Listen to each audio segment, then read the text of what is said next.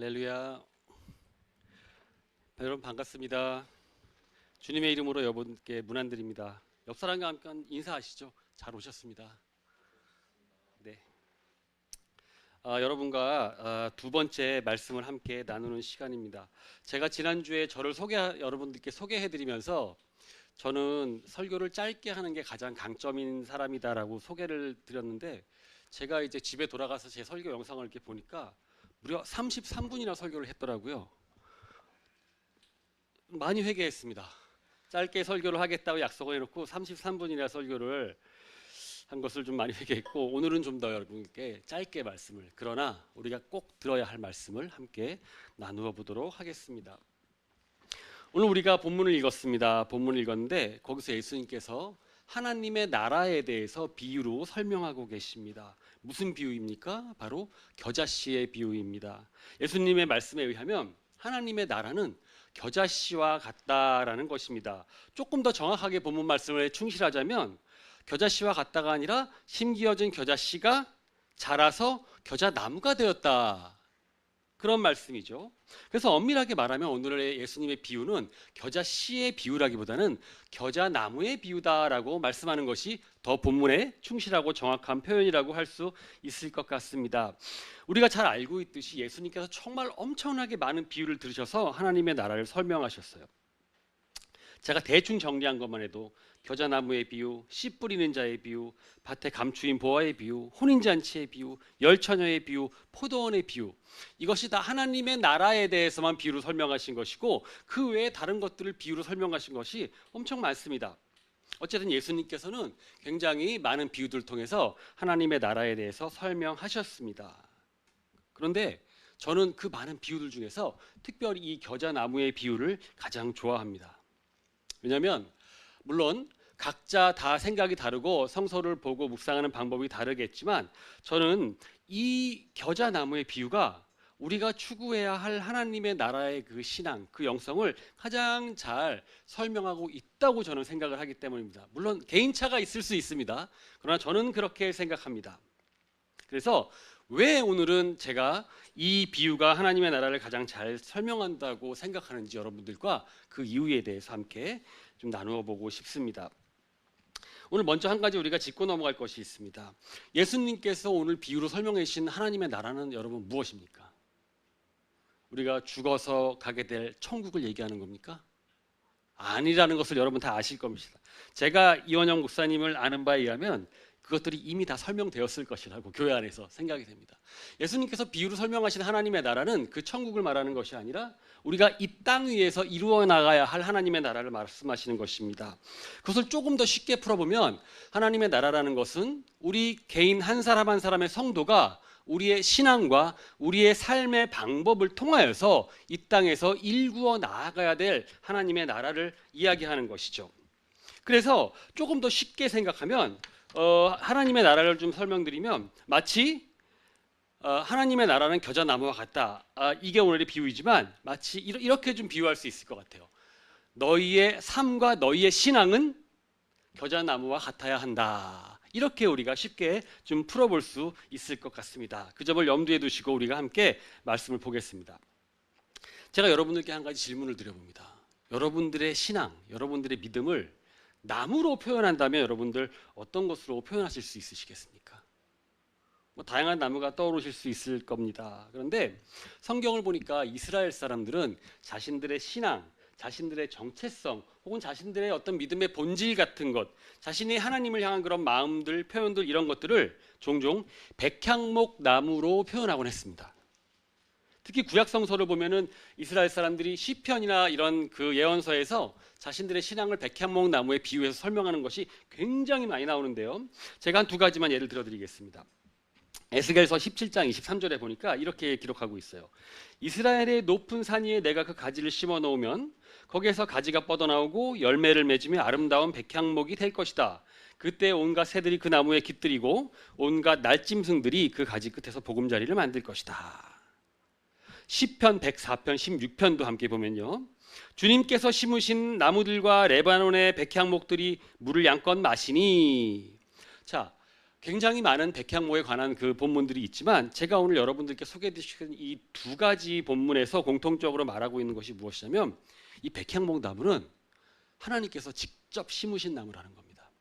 하나님께서 직접 높은 산에 넓은 숲에 심으신 나무라는 거예요.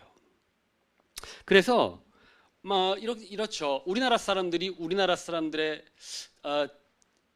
이건 좀 여담인데 제가 그렇게 생기지 않았지만 제가 외국어를 좀 합니다. 그래서 제가 외국어 학원에서 학생들을 가리키고 통역사로서 뭐 이렇게 조금 일했던 적이 있었는데 우리나라 말 중에 가장 번역하기 힘든 말 중에 하나가 얼이란 말입니다. 얼. 여러분들 영어 좀 하시는 분들 계시면 어떻게 번역을 해야 될지 모르시겠죠. 그렇지만 여러분들 그게 무슨 의미인지 아시죠? 그렇죠? 이건 여담입니다. 한국인의 얼, 한국인의 정체성 이런 것들을 이런 것들을 무궁화로 표현하지 않습니까? 마찬가지로 백향목이라는 것이 자신의 그 삶과 신앙과 자신의 하나님과 관계된 그 모든 것들을 표현하는 가장 좋은 방법이라고 이스라엘 사람들이 생각했어요. 자, 그럼 한번 생각해 봅시다. 이스라엘 백성들은 왜 하고 많은 나무들 중에 이 백향목이라는 나무를 통해서 자신들의 신앙과 하나님의 관계 혹은 자신들의 믿음의 본질 같은 것을 표현했을까요? 거기에는 다 그만한 이유가 있습니다. 백향목이란 나무는 우리나라 말로는 이제 백향목이라 그러는데 구약성서가 쓰여진 그 히브리어로 보면 에레즈라는 단어라고 합니다. 그래서 제가 사전을 찾아봤더니 이 단어가 이런 의미가 있어요. 굉장히 튼튼하게 뻗는 강인한 수목이다라는 의미를 가지고 있습니다. 그림 한번 보여주시겠습니까? 이게 백향목 나무입니다. 이 백향목 나무는 하나 더 있습니다. 예, 이 백향목 나무는 높이가 보통 한 40m 정도 자란다 그래요. 보통 한 40m 이상 자라기도 하고 가지가 또 이렇게 수평으로 쫙 펼쳐져서 굉장히 보기에 미관상으로 아름다운 그런 자태를 가졌다고 합니다. 우리가 딱 보기에도 굉장히 좀 멋있고 좀 위용 있는 그런 나무 아닙니까? 그렇게 보이시죠? 저만 그렇게 보는 거 아니죠? 그래서 이스라엘 주변 그 중부 팔레스타인 지역 광야 같은 데서 이렇게 피는 키가 작고 굉장히 볼품 없는 그런 나무들, 그런 풀들에 비하면 하늘로 쭉쭉 뻗은 이 백향목 나무는 외모로만 보아도 굉장히 압도적인 어떤 그런 비주얼을 가지고 있는 것이죠. 그 외모로만 보아도 그 위상, 그 나무가 가진 그 어떤 그 큼, 넓음 이런 것들이 표현되는 것 같다는 것입니다. 그뿐 아니에요. 이렇게 외모뿐만이 아니라 이 백향목 나무는 사용처에서도 굉장히 특별했는데 우리가 열왕기 상하를 보면은요 솔로몬이 궁전을 자신의 궁전을 건축하고 예루살렘 성전이 이제 다윗 때 가서 건축을 하잖아요. 그런데 그 과정 속에서 궁전과 성전의 골조가 모두 다 백향목으로 되어 있다는 거예요. 그러니까 이 백향목 나무는 그 쓰임새가 굉장히 거룩한 그런 용도로 쓰였다는 것이죠. 그뿐이 아니라 우리 이 버팀목 교회 그 악기팀이 굉장히 그 세션의 우월함을 굉장히 아주 자랑하는데 예루살렘 성전에서 하나님을 찬양하던 그 악기들 있잖아요. 악기들, 예배와 관련된 그런 성물들 이런 것들이 나무로 만든 재질이 있다면 다 백향목으로 만들었다는 거예요. 오늘날로 말하면 우리 버팀목 교회 이렇게 강대상이 있잖아요. 이것도 백향목 나무로 만들어졌어야 되고 뭐 그런 것이죠. 그래서 성전 안에 사용하는 모든 그 기물들과 거룩한 그런 그 용품들을 다 백향목으로 만들었다 그래요. 이렇게 보듯이 우리가 백향목 나무는 외모를 보아도 굉장히 압도적이고 그 사용처에 있어서도 하나님의 성전, 거룩한 일에 쓰일 정도로 굉장히 특별한 나무였다는 것입니다. 그뿐만 아닙니다. 이 백향목 예찬론이 되는데 백향목은요 보통 이렇게 그냥 우리가 팔레스타인 이렇게 지역에서 이렇게 평범하게 볼 수 있는 그런 그 광야 혹은 작은 들판 이런 데서 자라는 나무가 아니에요. 우리가 백향목에 관한 본문을 찾아보면 이 나무는 굉장히 높은 산 꼭대기에만 심기는 나무입니다. 그러니까 이스라엘 사람들은 저 나무는 하나님이 심었을 수밖에 없어 이렇게 생각하는 거죠. 높은 산 꼭대기에 심기는 나무이고 넓고 큰 들판 그런 숲 이런 데만 심기는 나무라고 해요. 그러니까 여러분 동물의 왕이 누굽니까? 누굽니까라 그러면 좀 그렇죠. 동물의 왕이 뭐죠? 사자죠. 이스라엘 사람들에게 수목들의 왕은 백향목 나무였다고 해요. 마지막으로 한 가지만 더 말씀드리면, 제가 지금 좋은 것만 말씀드렸는데 그 외에 또 여러 가지가 있죠. 부와 명예와 권세, 영광, 뭐 어떤 그런 그 좋은 것, 좋다는 것은 뭐든지 다 백향목과 함께 그 상징적으로 묶일 수 있는, 아무튼 나쁜 것을 찾아보라면 찾아볼 수 없는 가장 좋은 것들만 다, 그런 의미들만 다 담지하는 그 나무가 백향목 나무였다는 거예요. 그러다 보니까 이스라엘 사람들이 자신의 신앙을 무엇에 표현했겠습니까? 오늘 피었다지는 들불에 표현했을까요? 그럴 리가 없죠. 저 하늘 높이 뻗은 하나님께서 심으신 그 나무, 자신들의 신앙과 정체성을 그 백향목 나무에 비유하고 늘 표현했다는 것입니다. 그럴 수밖에 없었을 거예요. 아마 백향목이 가지고 있는 모든 좋은 그런 의미들을 자신의 신앙과 연결시키고 싶었을 것입니다. 하나님을 믿는 신앙인들이라면 백향목과 같이 내 신앙이 쭉쭉 뻗어나가고 모든 좋은 것을 다 담고 있는 그런 신앙이었으면 좋겠다라고 당연히 생각하지 않으셨겠습니까? 여러분 같으면 그렇지 않겠습니까? 내가 신앙생활을 하는데 내가 신앙생활을 함으로 내 인생이 좀 비참했으면 좋겠다, 이런 사람은 아무도 없잖아요. 내가 신앙생활을, 기왕 예수를 믿고 신앙생활을 하니까 마치 백향목처럼 높이 쭉쭉 뻗어나가고 좀 모든 것이 좀 잘 풀렸으면 좋겠다. 이게 우리들의, 인간들의 본성 아니겠습니까?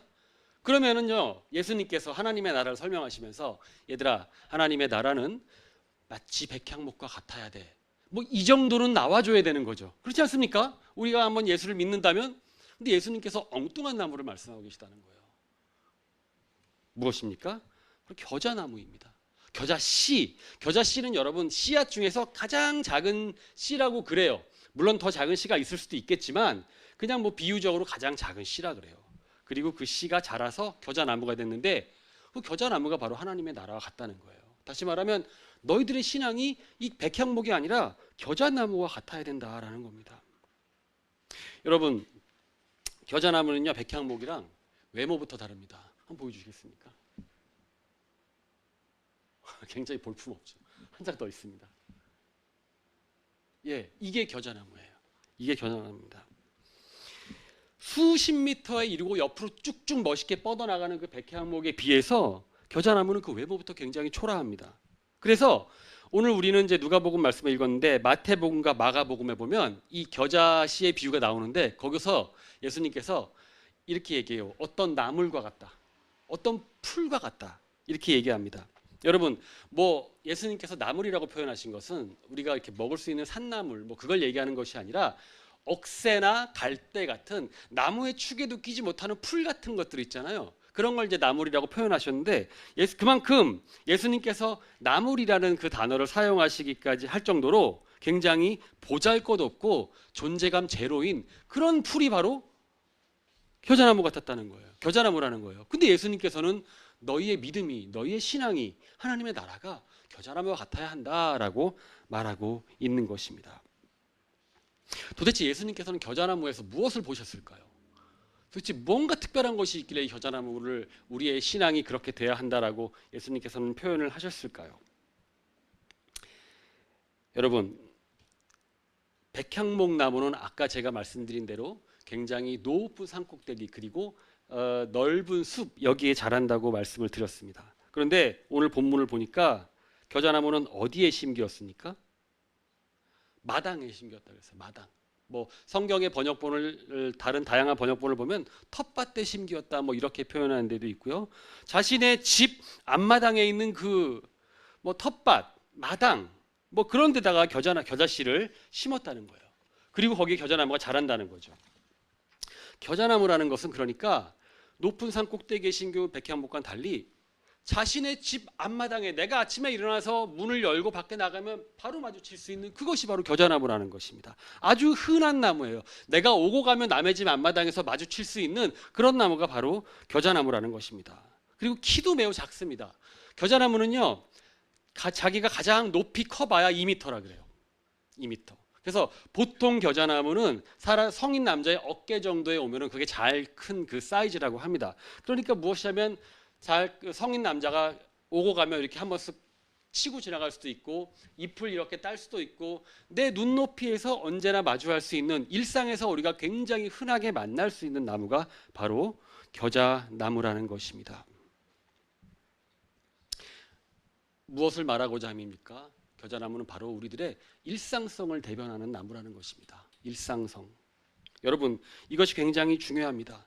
겨자나무 같은 신앙이라는 것은 무엇이냐면, 하나님의 나라가 겨자나무와 같다는 것은 무엇이냐면, 우리의 신앙이 백향목 나무로 대변되는 모든 좋은 것들, 부와 명예와 성공과 내가 높이 올라가는 것, 내가 더 많이 손에 쥐어질 수 있는 것, 내가 성취할 수 있는 것, 성공, 번영 같은 그러한 화려한 이상 속에 우리의 신앙이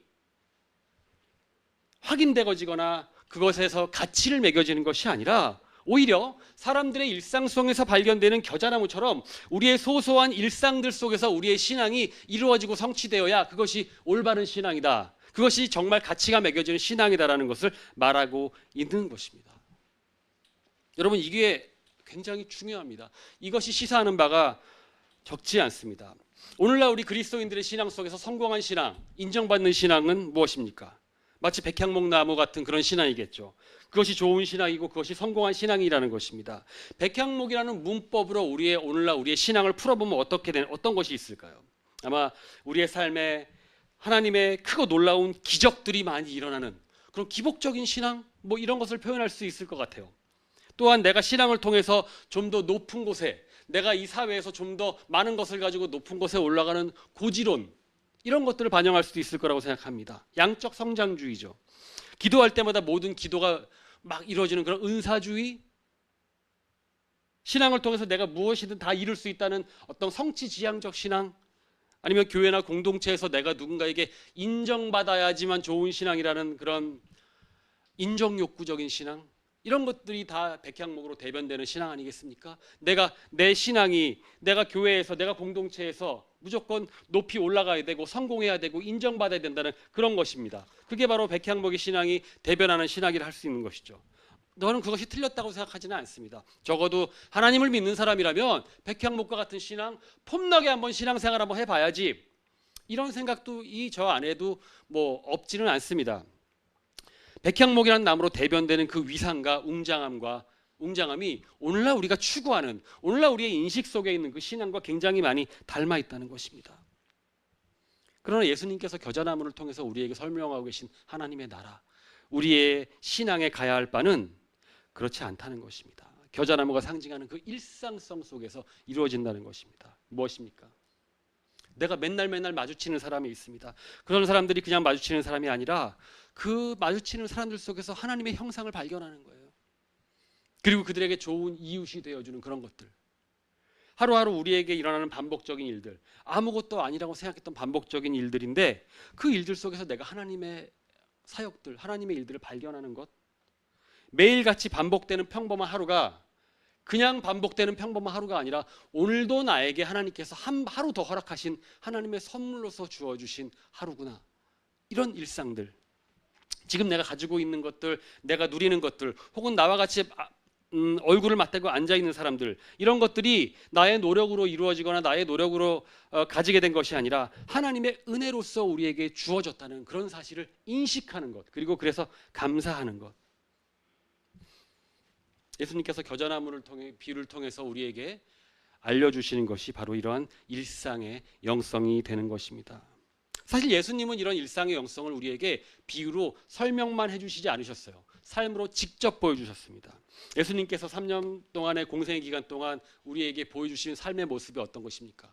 예수님께서 바리새인들과 서기관들 같은 종교 지도자들과 함께 어울리면서 높은 곳을 지향하는, 많이 갖는 것을 지향하는, 세상의 성공을 지향하는 그런 백향목과 같은 그런 신앙을 지향하셨을까요? 아닙니다. 예수님께서는 죄인과 세리와 창기와 이런 그 장애인들, 그런 사람들과 함께 먹고 마시고 기거하면서 일상의 삶을 나누면서 그들에게 진정한 하나님의 나라의 의미가 무엇인지를 알려주셨던 것을 우리가 복음서의 말씀을 통해서 잘 알고 있는 것입니다. 예수님께서 그런 것들 속에 하나님 나라의 기초, 그런 것들이 하나님 나라의 본질이 담겨 있다는 것을 삶으로 직접 보여주셨다는 것입니다. 이게 얼마나 중요한지 모르겠어요. 근데 여러분, 저는요, 그것과 더불어서 이 겨자나무의 비유에서 한 가지 더 중요한 것들을 좀 기억했으면 좋겠습니다. 무엇이냐면 9절 말씀을 우리가 보니까 겨자나무가 잘 자라서 많은 새들이 그 가지나무에 깃들었다라고 말하고 있어요. 씨 중에 가장 작은 씨인 이 겨자나무가 사람들의 일상에서 마주칠 수 있는 그 아무데나 널려 있는 그 텃밭에 심기워서 그 나무가 잘 자라서 나무가 되었습니다. 그런데 그 가지에 많은 새들이 깃들었다라고 말하고 있습니다. 저는 여러분 바로 이 점이 우리 그리스도인들의 신앙이 실천적으로 지향해야 되는 핵심이라고 생각합니다. 잘 자란 겨자나무는 자신이 그 가지를 새들에게 내어주어서 많은 새들이 자신의 가지에 깃들게 합니다. 우리의 신앙이 겨자나무 같아야 하는 것은 우리의 일상성을 의미하기도 하지만 우리에게 많은 이웃들이 깃들일 수 있도록 우리를 내어줄 수 있는 신앙을 의미하기도 합니다. 즉 우리의 그 신앙의 결과물로서 내가 예수를 믿는다는 그 사실의 결과물로서 이웃들에게 우리의 품을 넉넉히 내어주며 삶의 버팀목이 되어줄 수 있는 그런 신앙도 여기에 함께 담겨 있다는 것입니다. 말씀을 정리합니다. 벌써 말씀을 정리합니다. 여러분 기억하시기 바랍니다. 하나님의 나라는요 결코 백향목으로 대변되는 신앙인들로서 완성되지 않습니다.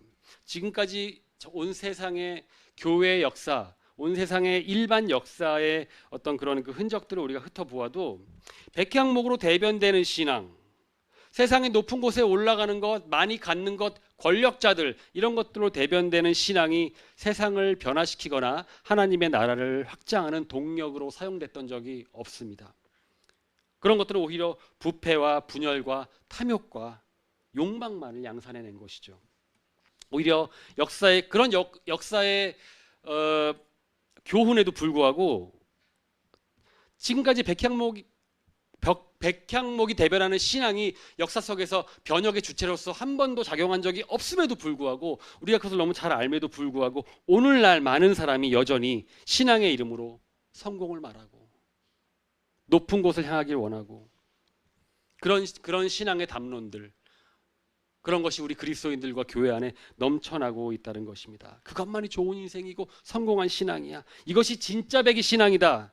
이것이 내가 정말 참 그리스도인이냐 아니냐라는 것을 판단하는 기준이 되어버린 이 세상을 우리가 살아가고 있다는 것입니다. 그러나 여러분 거기에는 진정한 하나님의 나라를 위한 변혁과 새신의 힘이 없음을 기억하시기 바랍니다. 이런 세상을 살아가는 우리일수록 이럴 때일수록 예수님의 가르침을 기억하면서 우리의 일상의 영성을 엮어갈 수 있어야 합니다. 왜냐하면 하나님의 나라는 결코 큰 힘에 의해서 단번에 이루어지는 것이 아니라 우리가 쌓아가고 있는 그런 일상의 영성들, 우리가 실천하고 있는 일상의 아주 작은 일들이 하루 쌓이고 이틀 쌓이고 3일 쌓이고 그렇게 계속해서 축적되고 쌓임으로 인해서 만들어지는 것이기 때문입니다. 마지막 한마디만 하고 말씀을 마치겠습니다. 과거 구약시대에는 하나님을 만나려면 어디로 가야 했습니까? 성전으로 가야 했습니다. 그리고 그 성전 안에서도 지성소로 들어가야지 하나님을 만날 수 있었습니다. 지금 여기에 앉아있는 우리 버팀목 교회 그리고 우리 모두가 하나님을 가장 잘 만날 수 있는 곳이 우리의 일상이 하나님을 가장 잘 만날 수 있는 지성소가 될 수 있기를 주님의 이름으로 간절히 축원합니다.